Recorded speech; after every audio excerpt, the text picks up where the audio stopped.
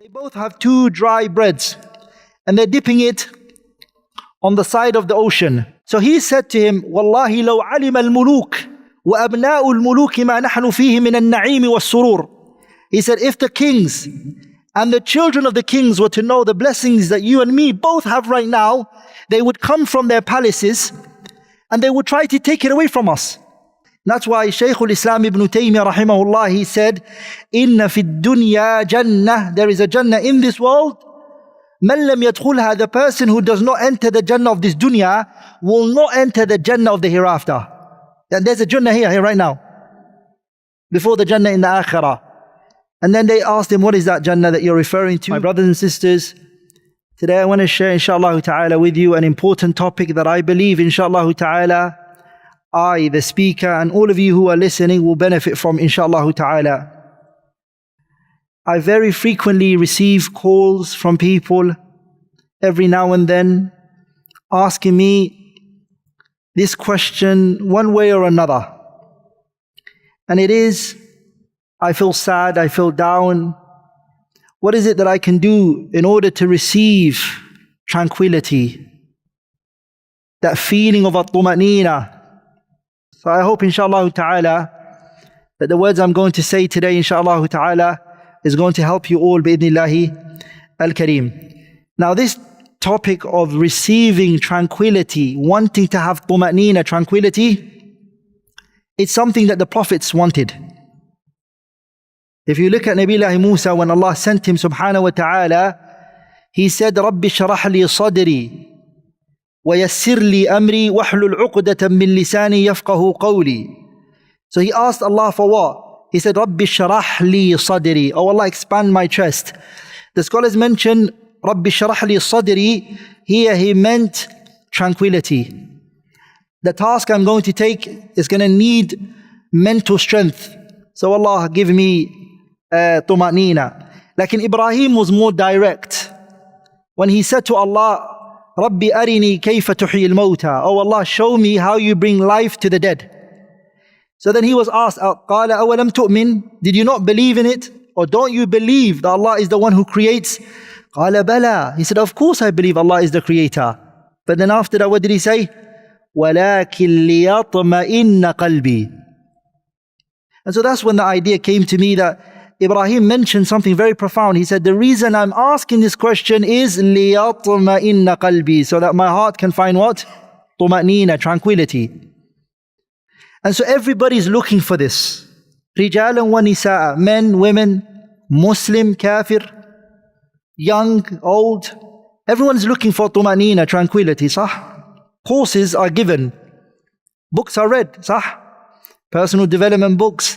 People buy off W.H. Smith and these stalls. People go and buy these books and they read it and they think that they're going to get at the end of it happiness and joy. And there's a lot of books that you guys have read and seen. The first thing Allah mentions that really brings about tranquility, if somebody really appreciates it and understands it, is having Islam. Being a Muslim honestly is what brings about tuma'nina. Even at times when things are hard, knowing that what you have Islam, there's nothing greater than that. That's what Allah said in the Quran, أَفَمَنْ شَرَحَ اللَّهُ صَدْرَهُ لِلْإِسْلَامِ فَهُوَ عَلَى نُورٍ مِّن رَبِّهِ. The person who Allah gives him Islam, he's upon light. Yeah, and if you have Islam, what else can you possibly look for? That is tranquility. That is happiness. That's why Shaykh al-Islam Ibn Taymiyyah rahimahullah, he said, Inna fi dunya Jannah, there is a Jannah in this world. Man lam yadkhulha, the person who does not enter the Jannah of this dunya will not enter the Jannah of the hereafter. And there's a Jannah here right now, before the Jannah in the Akhirah. And then they asked him, what is that Jannah that you're referring to? And he said, al-imanu billah. Believing in Allah is a joy. Like, you know, when you go to Jannah, you're going to enjoy yourself. It's going to have na'eem, blessings, joy. The person who has iman in this world, he's feeling that. And I think I mentioned this story a few times, and it's worth mentioning it again because the reminder benefits the believer. When the two men, Ibrahim ibn Adham and Abu Yusuf, both of them went together and they were dipping their bread in the edge of the water. They're dipping it in. They don't even have soup. They don't have food to eat. They both have two dry breads. And they're dipping it on the side of the ocean. And then Ibrahim ibn Adham, he's considered to be one of the zuhad, aesthetic. Yani cut away from the dunya and looks towards the akhirah. So he said to him, Wallahi law alima al-muluk wa abna'u al-muluki ma nahnu fihi min al-na'im wa surur. He said, if the kings and the children of the kings were to know the blessings that you and me both have right now, they would come from their palaces and they would try to take it away from us. Yani what they're looking for is what we both have. If they knew it, they would try to take this away from us. Which is very profound. Because my brothers and sisters, these two men do not possess anything from the dunya. So what does he mean when he says, لو علم الملوك وأبناء الملوك ما نحن فيه من النعيم والسرور? Happiness, and tranquility, right?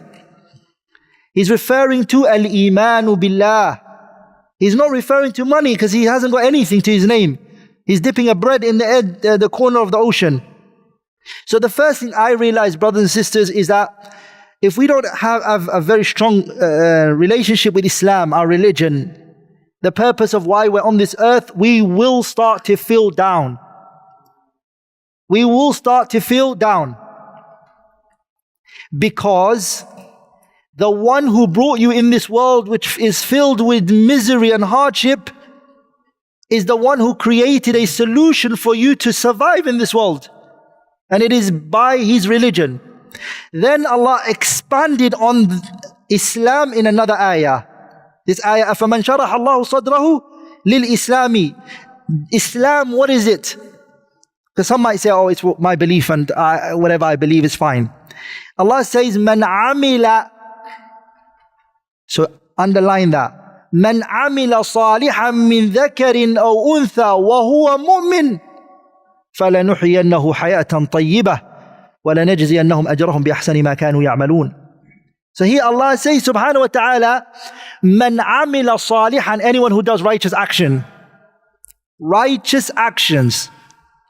Whoever does it, وَهُوَ مُؤْمِنٌ, and he does it in a state of iman, because a righteous action can be done by a disbeliever. He can give charity, right? He can look after orphans. But the condition is that you're a believer. What will Allah do subhanahu wa ta'ala? فَلَنُحْيَنَّهُ حَيَاةً طَيِّبَةً. Allah will give you a good life. You will receive a good life. Brothers, the one that's saying this is Allah. وَلَا يُنَبِّئُكَ مِثْلُ خَبِيرٍ. You will not be informed the way Allah will inform you. وَمَنْ أَصْدَقُ مِنَ اللَّهِ قِيلًا. Who is more truthful than Allah? He is saying to you, I will give you a good life. Subhanahu wa ta'ala.